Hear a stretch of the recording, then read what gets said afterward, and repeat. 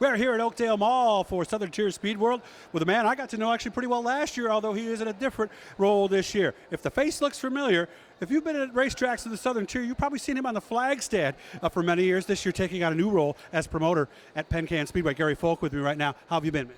Very good, thank you. How are things coming at the track? Better than expected, actually. Sponsors are starting to roll in. My dad is doing all the hard work, so I'm off the hook. Yep. You guys did a lot of things. Run down the improvements that you made, and a lot of those started last fall, right? Yeah, last fall we put down roughly 700 ton of clay. We have all but 3 sections of bleachers torn out, and we've got our wood delivered to replace all of the bleachers. The wood in the pits for those bleachers has already been replaced.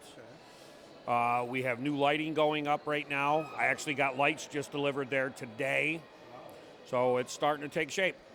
And didn't we have to do something with the front stretch wall? The front stretch wall is good. The back stretch wall, that is going to need to be replaced. We're hoping we can get through some of the season before we do it. But when it does get to be that time, we could probably take care of it in a little bit less than a week. When are we getting started? April 17th is our opener. April 3rd and April 10th are our practice days. Are those on a Friday? Yes, everything is Friday, yep.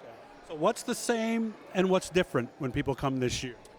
Our classes are pretty close to the same. Our start time has changed by 15 minutes. Later or earlier? Earlier. We have new... What is it, 7? 7:15. Yep. We have new track equipment, graders, Packer trucks, and water trucks. The walls on the inside of 1 and 2 and 3 and 4 are going to be removed when we can get on the track. Okay. And we are actually going to fill in the ponds that are in the infield. We don't want what happened to Jimmy Phelps a few years ago in turn 4, right? We don't want what happened when he went in, but if he had to do it all over again, he probably would, because he actually won the feature that night as well. Yep. Yeah, because I remember looking at it, it's like, man, I don't think it's over the motor, but you ever seen anybody do that before that? The only other person that I saw do it was in 1 and 2, and it was Jim O'Hara in a late model, and he never once lifted and skipped right across the whole top of it like a stone. Wow. Yep. Jimmy didn't. I remember he was trying to avoid a wreck or something. I don't even think he knew that pond was there. He did eventually. Yeah, he found out soon enough. Who can you tell me is going to be there?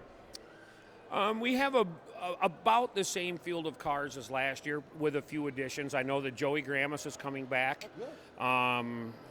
Joey is worth every single penny that people pay to get in to watch. He is not there to finish second.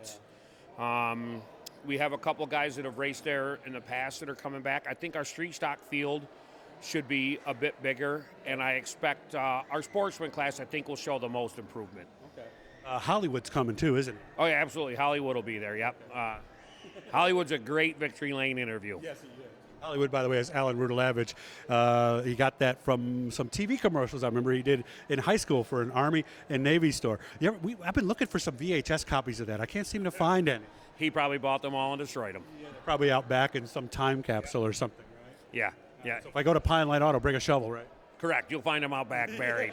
All right, we're coming for you, Alan, so be ready. This must be fun today. I'm sure you've gotten a lot of nice feedback from folks and meeting some people probably that you didn't know. Of course, as a flagger, you probably know most of these people anyway, right? Yeah, but today they're not mad at me. Usually when I meet them, they're mad at me. That's true. Yep. No, this has been enjoyable here today. Yep. Good. I ate too much candy, though. See, you had that bowl there in front of you all day. That was the problem, right? Yeah, it's about gone. But I called Joanne on her way here. She's stopping to get more. So I'm covered. Yeah, what's your favorite? Candy. It doesn't matter. No, it doesn't matter. Right? I have a candy problem. Chocolate or the hard candies? Or? Yep, all of it. Okay. you're just a big kid, huh? Yep, doesn't matter. So it was okay with you. You trick or treat on Halloween just to get the candy, huh?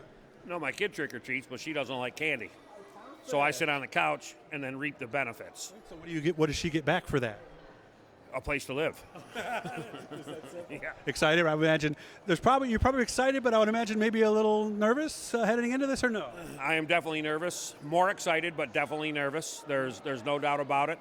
I do have a couple advantages. I can still work my full-time job. My dad and another fella are both retired, so they can be there all week during the day, and then I can take care of stuff at night. And then we can all be together on Saturdays there. Sounds like a good deal. Yep. I think it's going to work out well. Good to see you, and of course we're standing next to a car. I mean, God, Mike Colston, we're sure as hell going to miss him, aren't we?